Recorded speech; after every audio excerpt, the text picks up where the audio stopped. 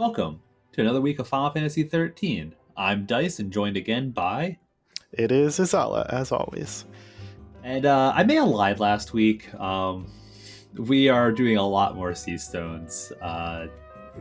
Still making progression through the Yashif Massif, which I'm going to butcher consistently. Just assume all of the pulse names are mispronounced. I'm sure I can get some of them, but only after much effort. I mean, Fang and Vanille's names aren't too bad. But yeah, so we're still heading to Oerba? Oerba.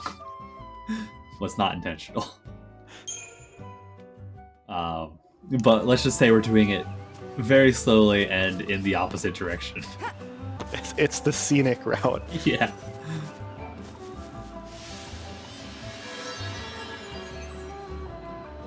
So we're picking back up with Fang as our party lead here, grabbing another Sea Stone on our way back out of here. Just know that we'll be back. I couldn't escape it.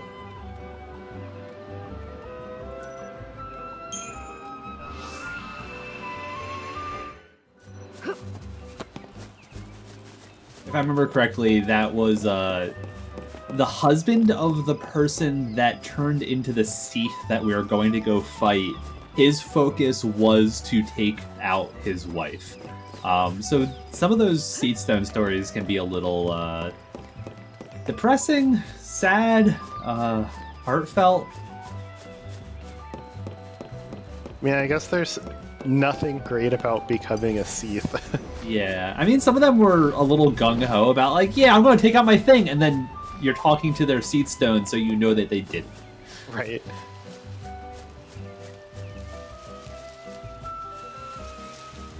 Is this still in the area where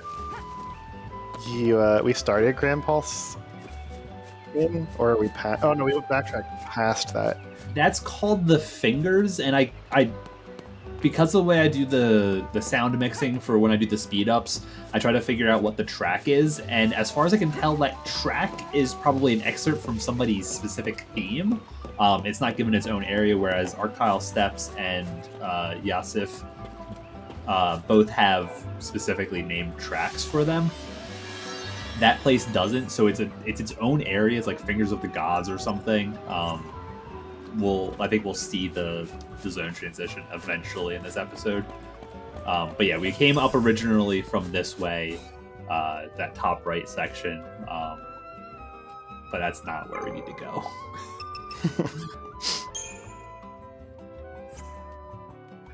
Yeah, so the 4 that we completed from last week, and there it is.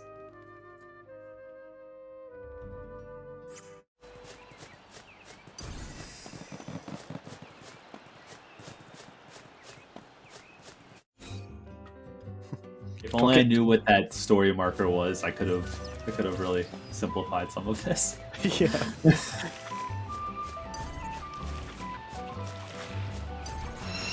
Oh, they got you. Yeah. We fought these guys last week, the hiding flowers. Yeah. This guy's worked in that case. Yeah.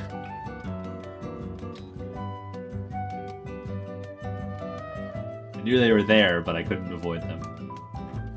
This keeping the zone music makes the fight more interesting to watch too. Like you're fighting flowers and it's just playing this nice relaxing.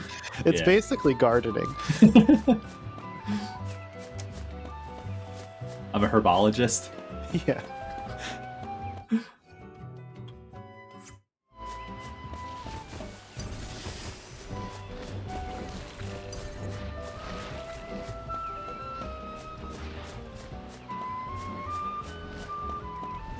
I got snipped.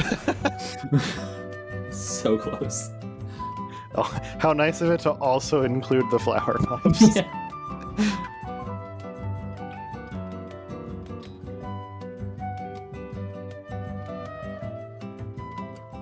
So I'm gonna admit this. I actually forgot that I have antidotes.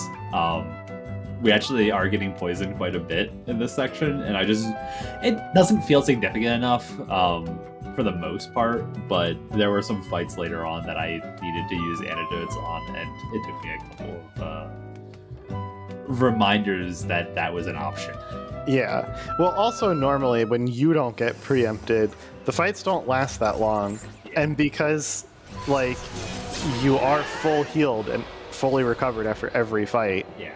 It's not very threatening. What I didn't realize also was that the antidotes are single person, whereas the potions are full party, which is just even more inconvenient. But yeah, so this is our target.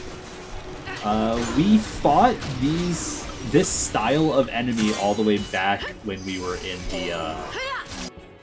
the Pulse Vestige, but obviously a much more enhanced version. At this point, but yeah, the flying things are usually very weak to magic. It definitely seems, based on the styling, that this is intended to be a Seath creature. Well, again, the Sea Stone talks about the fact that they were turned into a Seath, but I guess the focus that led to this person turning into the Seath had a different timeline than the person who left the Sea Stone Forest, because their focus was to kill this Seath that was their wife. Right. So she hasn't lost the will to fight, but we're now putting her out of misery to accommodate her husband's final focus as a stone.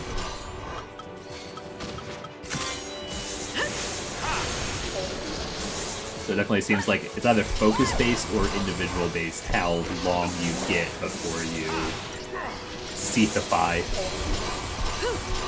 Well, we definitely know there's like some component of like your will and how strong your will is, which is what prevented Sid earlier from like completely losing control once his transformation started.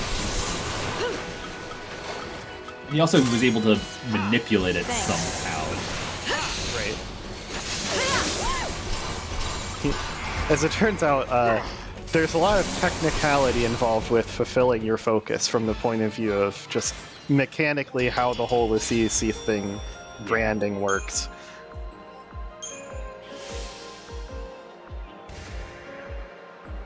This mark's not bad. It helps increase magic. I don't think I put it on yet, but I think it's definitely a target for upgrade eventually. It was hiding an upgrade material. Accessory slots are like prime real estate at this point. We will hopefully start getting some available. It's just a matter of getting enough CP to make some regression on those rolls.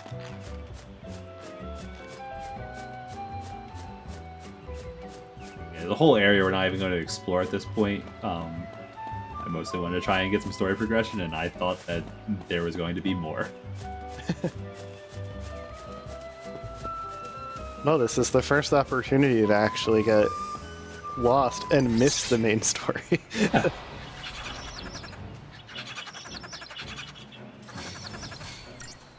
And there's definitely a lot of content available once you get through Pulse. It starts to feel more like either not necessarily a traditional Final Fantasy, but maybe like how Final Fantasy X felt more, with some like the narrow and then open areas.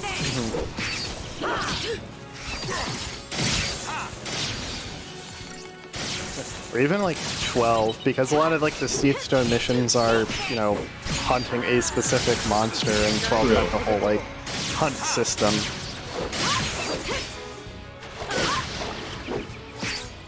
I don't know whether you consider 12 as a traditional Final Fantasy though. Probably not.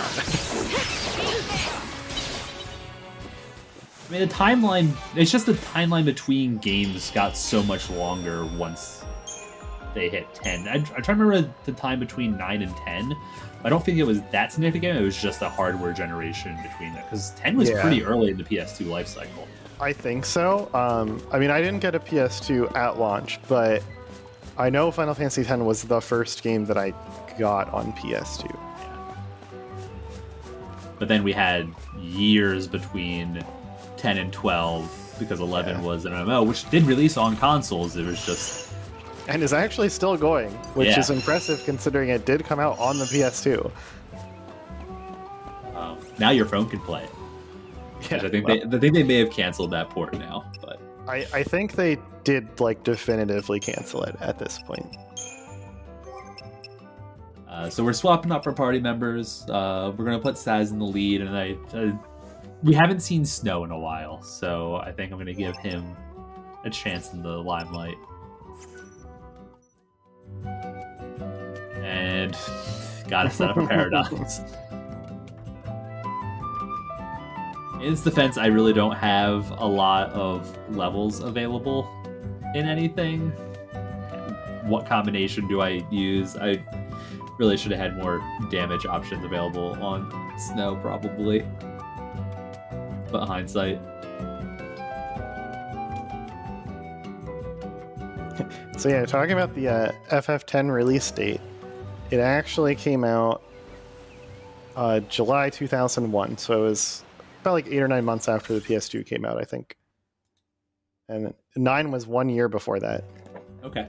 So I'm assuming they developed them at the same time, but yeah, many more years in between Final Fantasy games. Yeah, these I days. know. I mean, through like the SNES and the PS1 era, it was every other year, maybe every year, depending on how their teams were set up. But yeah, it was compared to what we're getting nowadays, where we might get an info drop 2 years after a game comes out. And even besides then, they were still releasing like a, more or less blockbuster RPG every year, because Chrono Cross would have come out like within the year before Final Fantasy IX. I think it's a lot of our own bias because we don't necessarily consider stuff like the mobile in the same category. Like they're still they're making new content for that stuff, but we're just not paying attention to it as much, or less the target demographic for that. There's that, and I think they did clearly have trouble adapting to more 3D game development. I was just thinking. About what? Something the HD transition for a lot of Japanese companies. I was just taking it all in. Yeah. The sky here, the trees, the sunlight, the smells. When I was on Cocoon, I never dreamed a place like this could even exist. Yeah, this is supposed to be hell.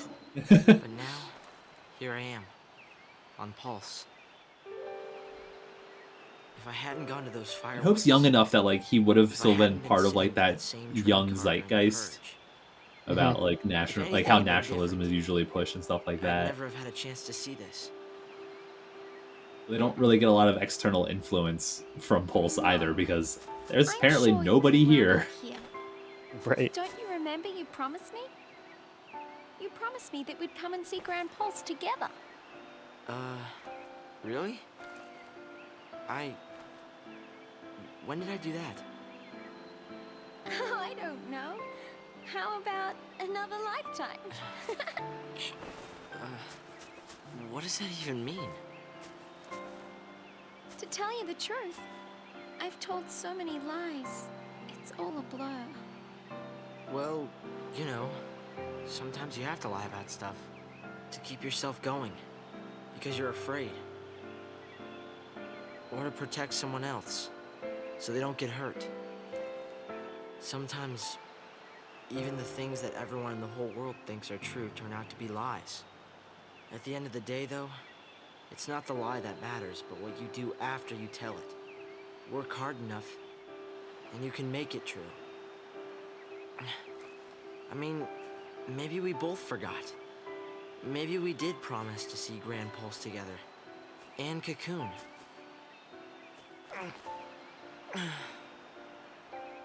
Thanks, Hope. Do something for me, will ya? Keep smiling. Right? It makes me happy when you smile. Such a smooth operator. Yeah. I didn't know you felt that way.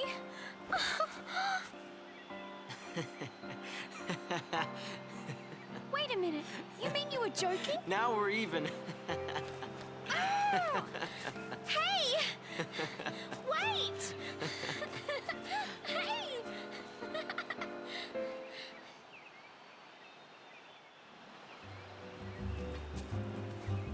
I don't know where everyone else was when that happened, but Yeah, and I thought that marker on the map was going to be like a way back to the Argyle Steps because we never like went all the way down where had the marker previously.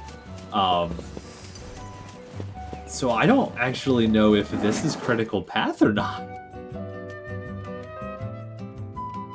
I'm not sure. I don't remember if I saw that cutscene. I mean, it's a short incidental like character cutscene. It was nice. I just don't remember if I saw my first playthrough because I may have ran directly to the thing, or maybe we were supposed to come back here. Yeah, I'm actually fairly certain I saw that one in my first playthrough. Okay. But I also did some of these Yeah. side quests, so I'm wondering whether or not if I would have gone to the point and then came back, if it would have sent me to that place anyways. I don't know. I'll never know now. no.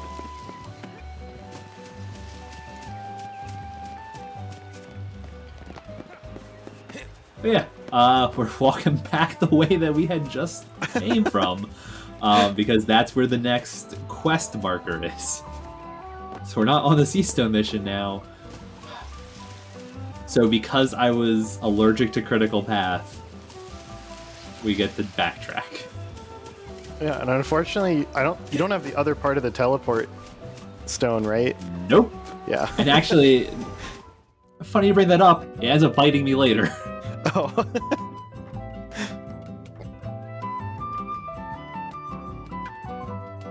Look, this thing again. There's no plants with it this time though, so it's fine. Yeah. Well, and it didn't get a preemptive on you. Yeah.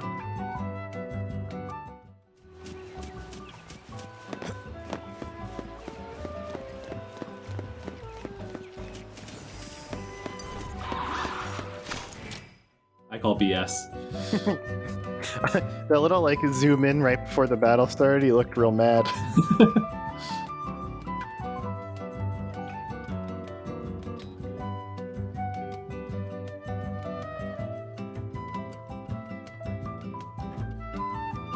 Yeah, so everything that we talked about last week about this place feeling, hostile and not designed for humans, just repeat that again.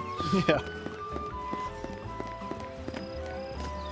There is a branching path that we're heading towards that I end up we skipped last week because there was no reason to go down. Now there is. And honestly, I don't even know if it was open. I may have just been blind. An interesting thing with like all of the fights that we're getting into here, I guess originally in one of the developer interviews, they were talking about how the scope for the game was quite a bit larger originally, and one of the things that they had planned to differentiate between Pulse and Cocoon was to have a lot of the battles in Cocoon be entirely scripted, whether or not they took place. But then when you got to Pulse, they wanted them to be random battles. Oh, okay. As like a way to further differentiate the like very like planned and designed nature of Cocoon versus the more like wild evolutionary And I style can see of that. Pulse. I can see that playing into Bartandalus's discussion about like it training you, and it would have made that arc area feel more. Oh, this is why all of these fights had been so forced, basically. Right. Yeah.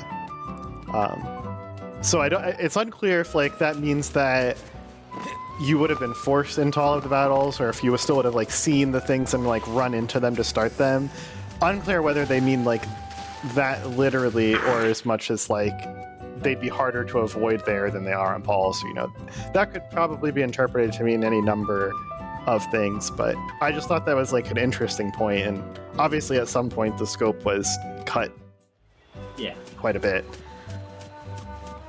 And depending on when they designed it, some places could be that, because there's some areas where like you first start like the Pulse Vestige, it's very hard to avoid some of the encounters. There's some optional fights, but the fights that are on your critical path are pretty much forced.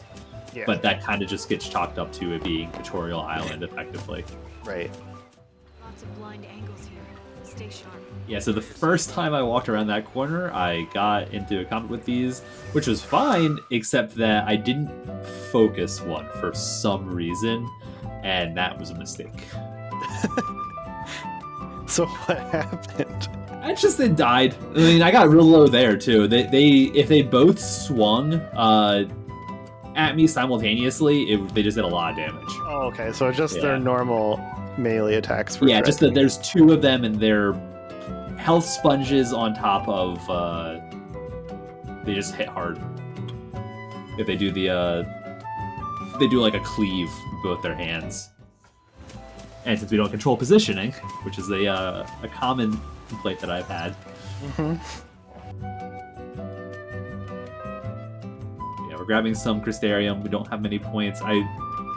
We're getting like 2,000 per fight, which is fine. It's about half a node. But the fights are taking so long right now because they're tuned to have. You have the Crystarium expanded at this point.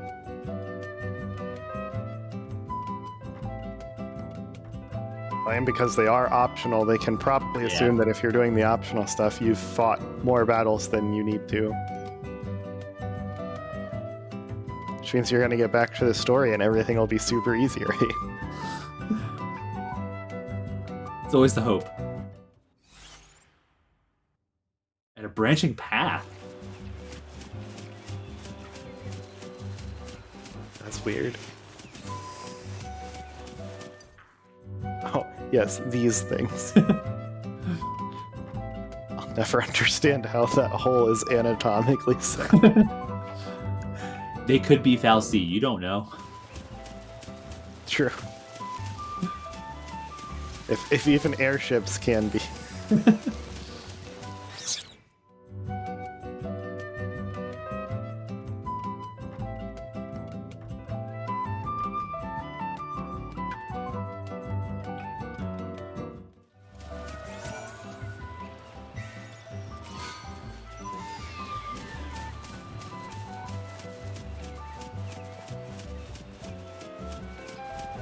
But like most of the game, that branching path was an illusion of choice. So you went the right way. Actually, yes. The other path does not include a chest. Or it's just a dead end? No, it wraps around, but it doesn't have any... I think you do one less encounter, but you don't have a chest, so... The left path might be quicker if we have to come back, but allergic to critical path. I gotta identify that that's the case. It's fine, now you have the map more completed. There's a crystal I get for getting map completion, right? Yeah.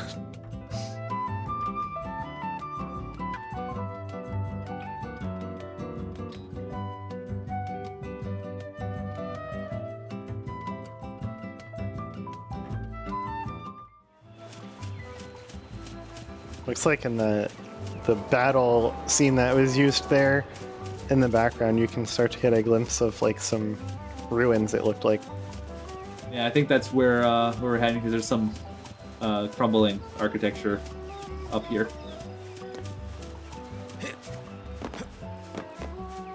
Yeah, which looks. I think we saw some instances of like there being ruins that look more like modern buildings previously. Yeah, the cutscene where they're introducing Pulse. Hey, look, it's upgraded robot thing. Yeah. That's the Fal'Cie. Yeah.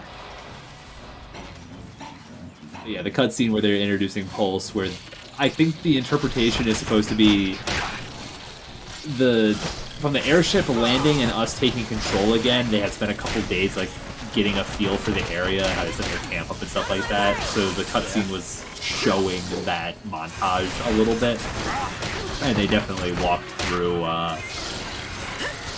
ruins with light stoplights and stuff like that.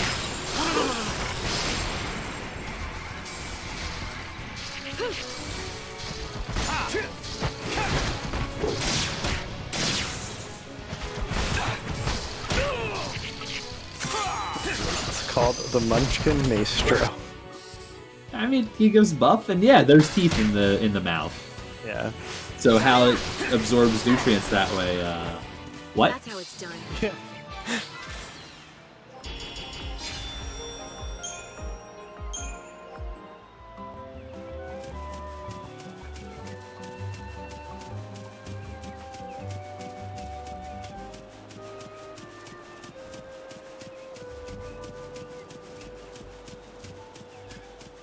That's amazing.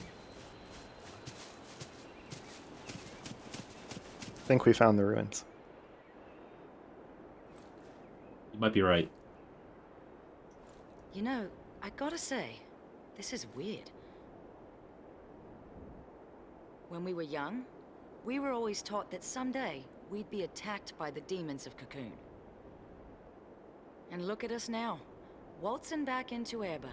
Wait, this is The Erba? very people we Erba. were chosen to take up arms against. Yeah, back then we never would have helped you guys. We hated you. Oh, right. Back then is when you got your first focus, so... Right. We already talked a bit about that. Huh. A little bit. Must have been centuries ago now, when me and Fang joined the battle against Cocoon. During the fight, I became Ragnarok and cracked Cocoon's shell. That must have been hard on you going through that. The memories, they're all pretty fuzzy. Cocoon's version of the War of Transgression must have been built up around what you two did. I didn't do anything. I just got turned to crystal, and I can't even remember why that happened. Don't even have the memories to show for it. It's all my fault. So many people died because of me.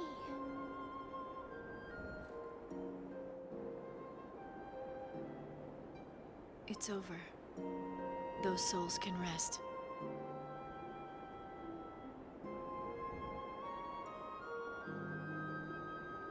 So yeah, this has to be critical path because that's a pretty significant, like, just saying it out loud. Mm-hmm. It must have been intended for you to watch the cutscene. Yeah. It seems a little weird because, spoilers, this isn't Erba. No, it's not. It's not even really spoilers. You can tell from the area name Yeah. what it actually is. It's the ruins of a civilization which might be pronounced Padra. You'll see it in some of the area names. I think like the branching path was like called the Pass of Padra or something like that. Bedrayan Yeah. Archaeopolis. Yeah, which I guess is just a fancy way of saying it's the Padran ruins. There's some data logs that you get as a result of doing the XIII missions on Pulse that go into a little bit of the backstory of Padra. It turns out it's basically like a more or less a city-state type thing, and obviously judging from the ruins, they were technologically developed. At least on, like, our Earth standard, Right. not necessarily how we're seeing Cocoon. Right. And actually, that was another thing that they mentioned in the same interview that I was reading about, where they said about the random encounter thing, is that originally they were like thinking that Pulse would still have cities, and they wanted those cities to look like modern day Earth to contrast with the more futuristic Cocoon. Was another thing they wanted to do. So yeah. Our standard would be a backwater to Cocoon, basically. Right. From that perspective. Yeah. They dropped that idea, I think, I'm guessing for some story-related reasons, because as you might notice, there's no people here. So, not much need for cities. Wide open. And Neil and Fang don't even seem to know why. And the game doesn't really explain why directly. Do you remember how many years it was from the War of Transgression? I have like 3,000 like in my head, but I'm not 100% of that. Yeah, so in the cutscene they said they think it's a couple centuries. It's unclear whether or not they exactly know. If you collect enough of the data logs, you can piece together that it's about 600 years. Okay, 600. Yeah. So magnitude less than what I was thinking. Yeah.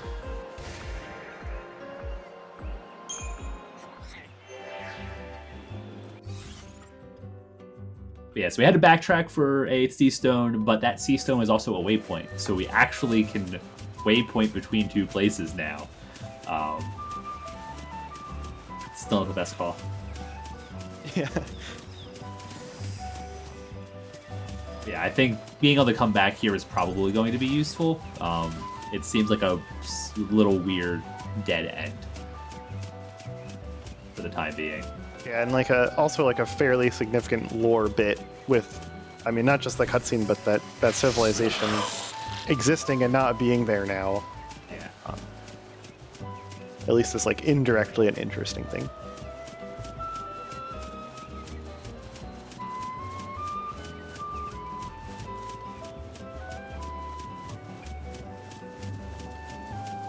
Yeah, so long enough, so we can assume possibly that the city-states failed because of the War of Transgression, maybe? 600 years would... This is fairly ruined, but it looks like it was destroyed first.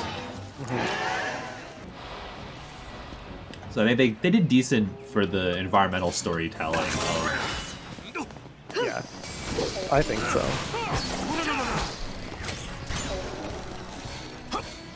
So some of the data logs that we get from the XIII Stone missions are part of this series of data log entries called the Analects, which I think just means excerpts from some literary body.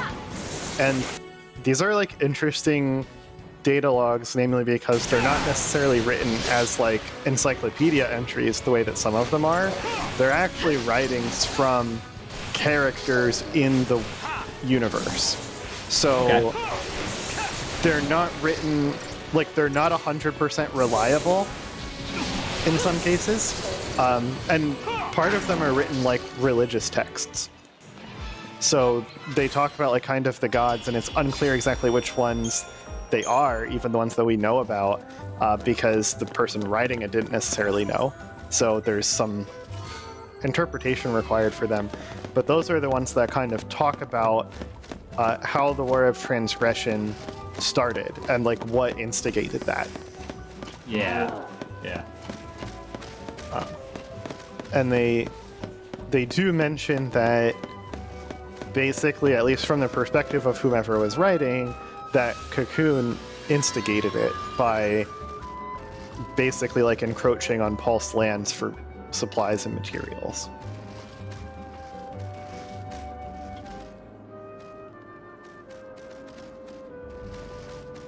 So this sea stone is even talking about there are some villages that survived the war. Yeah. So the War of Transgression didn't end the civilization on Pulse, at least, but definitely made it much harder. Right. And it was also talking about that the target for this hunt defies the Foul Sea, so it's a Seath who defies Foul Sea. He also defies me succeeding against him.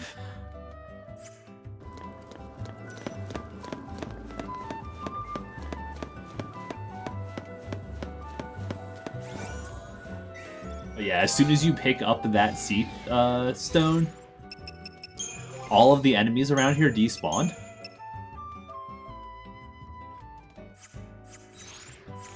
Oh. Which is a little odd. And then... So there was some, walking, shambling Seath that I didn't fight, and I don't have a data log entry for right now. I'm sure I can come back and respawn them once it's defeated, but...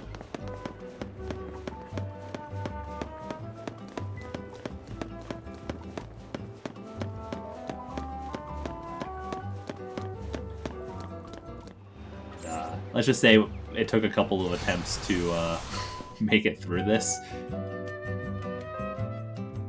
Even with this preparation. Yeah.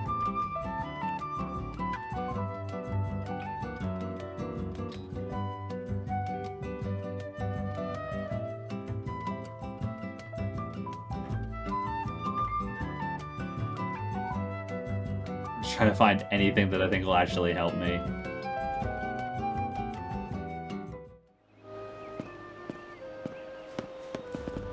So we got a shadow of it there as we came down. And yeah, so you're forced to fight this thing before you can leave, if you accept that quest. And I don't know if it comes through in the recording nearly as well, but the it makes nails on chalkboard sound when it spawns. I was not happy about that. It came through enough, I think. And I believe we're thinking the name is pronounced Gratuitous, but I'm not a reliable source for pronunciation. Yeah, if that wasn't already clear. Yeah, so it opens the encounter with giving us D-Shell and the occasional poison.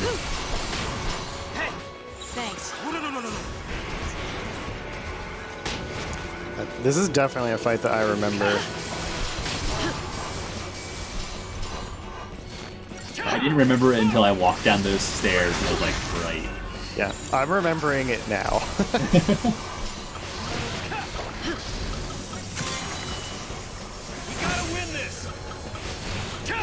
I had tried using an Eidolon against it the first time I got low on health, and unfortunately that did not succeed, so we don't get that edit in here. It wasn't a particularly interesting fight, I think. Basically, as soon as I came out of the Eidolon, it killed me. Basically, at my current level and gear and party setup, I'm wholly dependent on him not putting D-Shell on my party lead and then doing that. The 25% lightning resist definitely helps make it through that, but also with lightning as my medic, she only has cure. She does not have Cura, and because we have her stacked with the strength weapon, it has the highest magic of all the weapons I have too, but it does not heal for particularly much. If she had Isuna, that would have helped, but not available. So it was a bit of a struggle bus here. Yeah. You didn't exactly have the dream team. Yeah. We got to like 300 HP, and then we're stopped. Luckily, we can still use TP actions even though I'm dazed. Sorry, not stopped. Yeah, so Renew is what carries me through this fight, basically. Thanks. All in all, it doesn't really have that much HP. I'm not even sure we stagger it. It doesn't look like it. It just hurts. We did it in time. And she got 5 stars.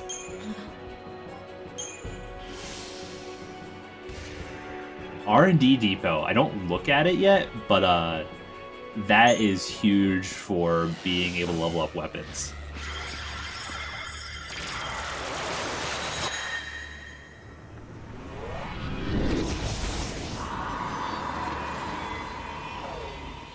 And yeah, that's basically what I know too. Yeah. They're just very confused, like, okay. Like, sure, I guess that's a thing that happened. Like those small little seesaws on the feet and everything.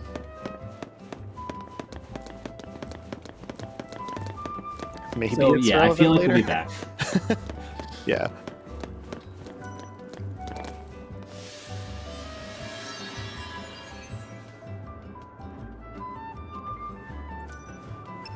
No, I don't want to refind it. No thanks.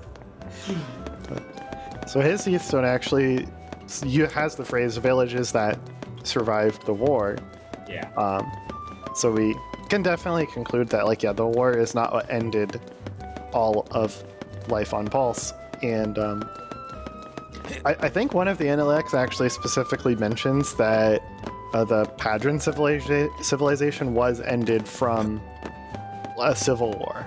Okay. Of course, like, the NLX are probably not 100% reliable, so probably you could assume that it was some kind of war that brought about their downfall, but who knows? The same Analect that talks about that actually also has somewhat of an explanation for why there's so many of these Seath Stones everywhere, and why some of their quests, you know, compared to the l'Cie that are branded in our party, their focus just seem more kind of random, like kill this one monster or whatever. Yeah. And it basically says that one of the things that happens kind of after the war is some of the fal'Cie kind of just go crazy and brand l'Cie with incomprehensible focuses. Oh. Because they kind of just got mad. That's what they did. Yeah, so we used our first teleport. So I think it stayed a little time getting to where we're heading towards now, but unfortunately it means that it's backtracking in a different direction.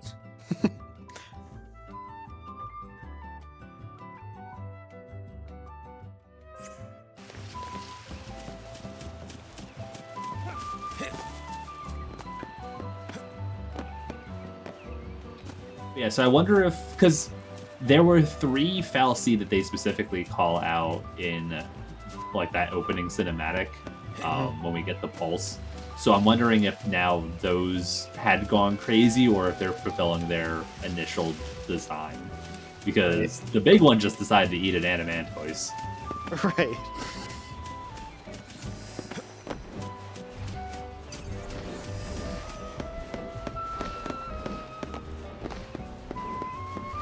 And I guess it also raises the question of, do fal'Cie actually need to brand people? Like, obviously it's to try to complete some kind of will, but if they can do it maliciously, what does that actually mean for, like, the validity of a focus? Right. I think we know already, like, kind of that, like, fal'Cie have their own, not really like focus, but their own like purpose. Yeah. And they're not able to act against that You gotta be directly. ready to drop by now. Don't overdo it. I won't. I know my limits, unlike some people. What's he trying to say? Throwing some shade. Now who's the tough guy? Well, I mean, Hope's had some more growth than... I mean, Snow's gotten growth at this point, finally. What was that? A Grand Pulse fal'Cie. Used to see it flying around all the time. And they said it had a home, somewhere near Erba. So that's good news, right? If we stay on its tail, we should end up in your village. Let's follow it. Is that supposed to be a pun if we stay Right. on its tail?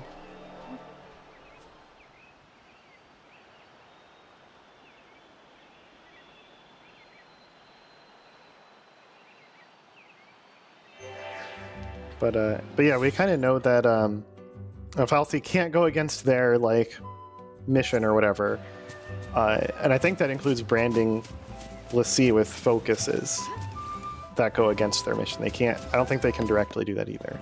But they could potentially brand enough people with arbitrary ones so that then their mission could no longer be completed, maybe? Yeah, there's all kinds the of like rules. technicalities. Like they can bend the rules for sure, the same way that we see Sid Reigns do a little bit. But actually, this is like something that we did mention previously, but the whole branding process is actually talked about in the Ultimania a little bit, and they reveal that fal'Cie actually can't directly brand people. Okay. All they can really do is make the selection for l'Cie, and they get transported into kind of like an alternate dimensional weirdness where their respective creator actually does the branding. So we actually saw that in the very early on in the game when all of the party members were branded.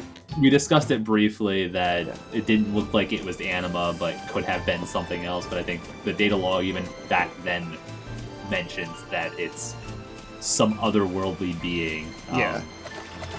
And I didn't know this at the time until I looked into it further, but the English version of the data log says that it's some otherworldly being.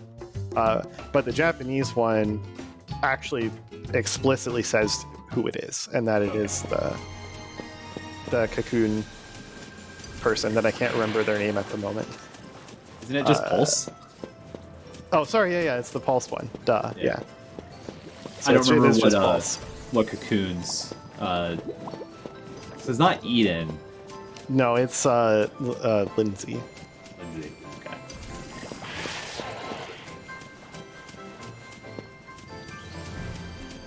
So yeah, just an interesting bit that they decided to make more mysterious in the English translation for some reason.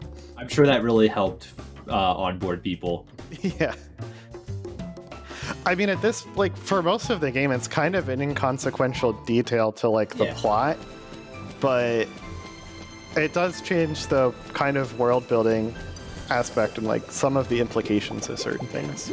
So much of it is just the fact that it was buried in data logs, and they very much expected people to read all the data logs. Right.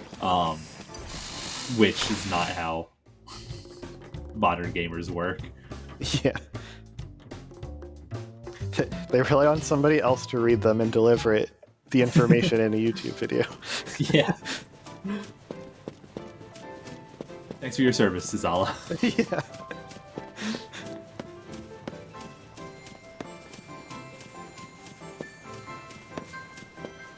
Yeah, we're just now getting back to our original starting location on Pulse. And this sea stone is now available, and it's a waypoint, so...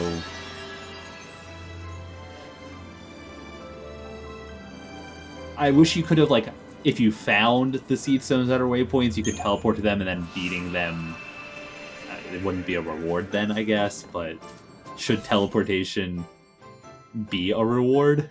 Yeah, or should they just, like, hey, you touched it, you can now teleport here. Yeah, so I'm actually cutting out some backtracking.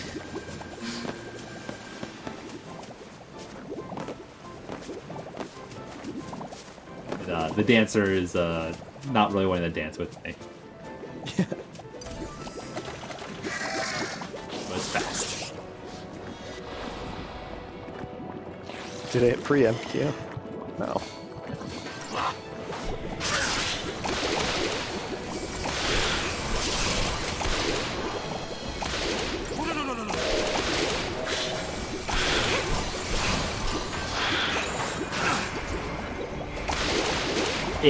I really wish I would have been able to get a preemptive on these, but I feel like it was structured in a way that you couldn't, because of this happens. That one merged one time. And it merges again. Oh, fun.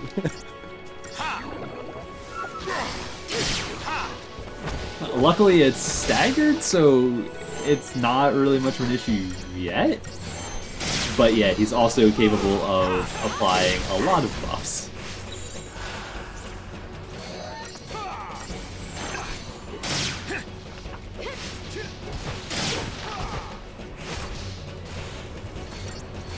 This isn't even the mark yet. No, the mark, yeah. The mark itself, I'm not sure how much more beneficial it would have been to kill it first. It doesn't, because it's one of the, it's a synergist roll enemy. It doesn't have that much HP. Change in the play. So I was looking to see its name is Rakshasa. I think I'm pronouncing that right, but I don't know. Which I think is like a Hindu, like a reference to something in the Hindu religion. But I was also like, I know I've seen this in another Final Fantasy game, so I had to look it up quick. And it's just because in FF14 there's the craft set of level 70 gear is named after it.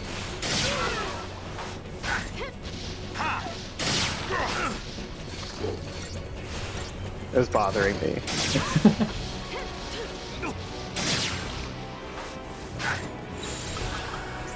Basically, at a certain point, it stops casting buffs and debuffs and just hurls shurikens at me.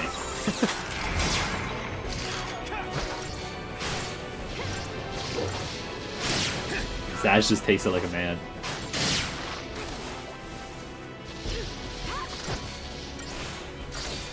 Yeah, so for the most part, the double merged flange wasn't that bad. But because we used the Spelga using PP to not deal with that.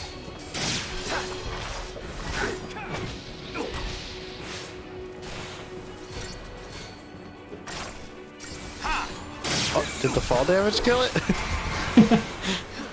So close.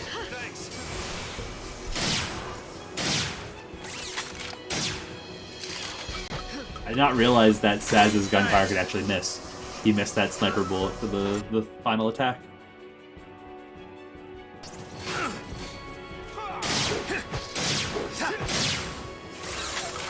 Change in the play.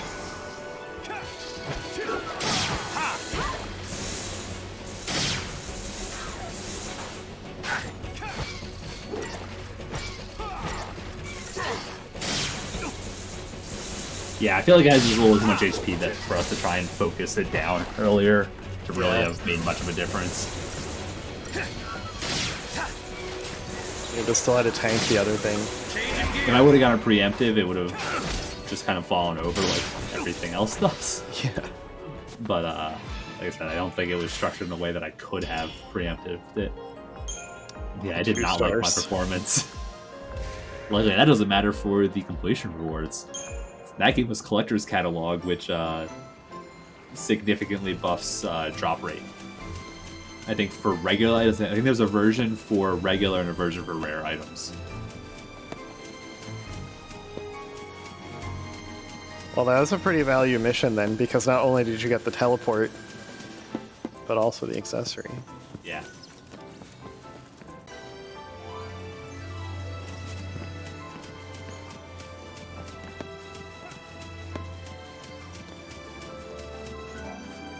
Yeah, it definitely expected you to do some of these, and since these are the low-numbered seed stones, I can't imagine...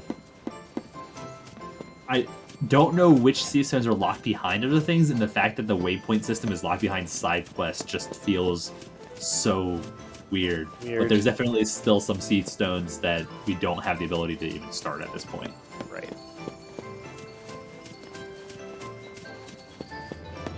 I don't even remember for certain if the number matters in terms of when you unlock them. I know some lock behind other ones, but not necessarily sequentially. Right.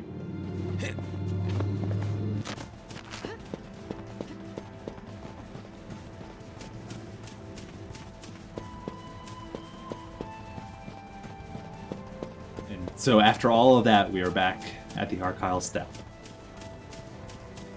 With more sea stones available. But yeah, the glowing yellow icons for a seed stone means that it's a waypoint one, so we're definitely going to hit any ones that like that we can. If they're pulsating, it means that we have not done them yet.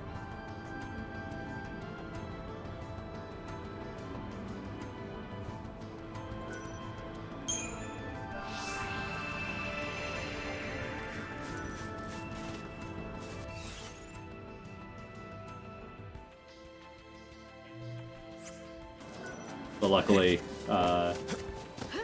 it's not a particularly far hunt mark to get this waypoint. And that waypoint, the fact that you have that waypoint, the waypoint we literally just got in the previous area, seems a little weird. Right. It would have been helpful to have this one first. Yeah. I don't know if it was accessible, though. It wasn't accessible when we first walked in there, but I'm sure once we got like the first waypoint, we could have gotten it or something, but we would have had to walk past the other one, which maybe it wasn't. Yeah, the order in which that they're available is just...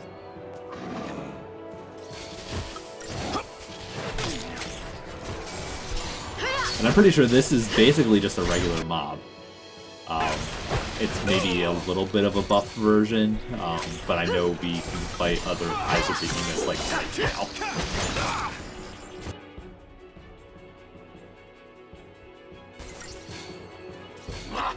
Thanks.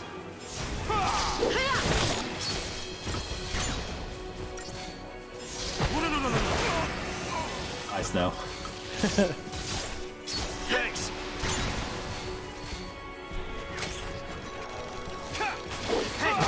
Thanks.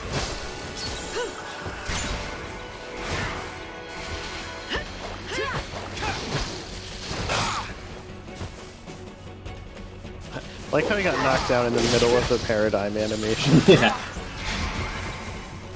It saved me some animation time. Oh, well. Yep, got the full heal. Love it.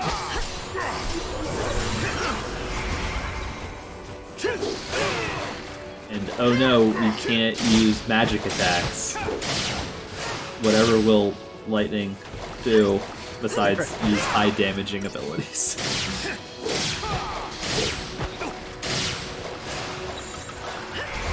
You probably transitioned her into medic a little bit too early. Yeah, she can't even cure yet.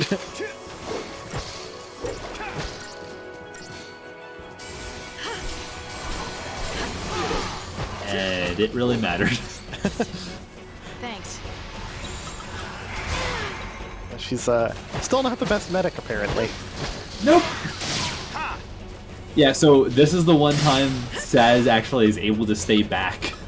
And that's all I needed. Thanks.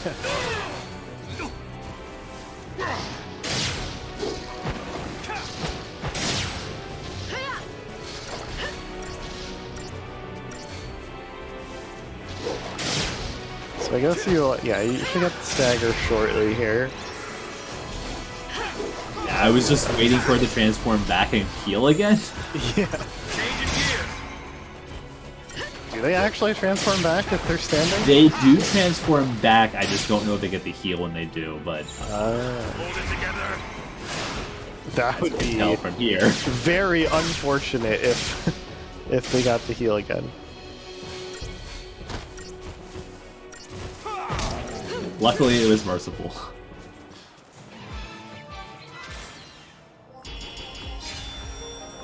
Five star, all we needed. Back to 5 stars.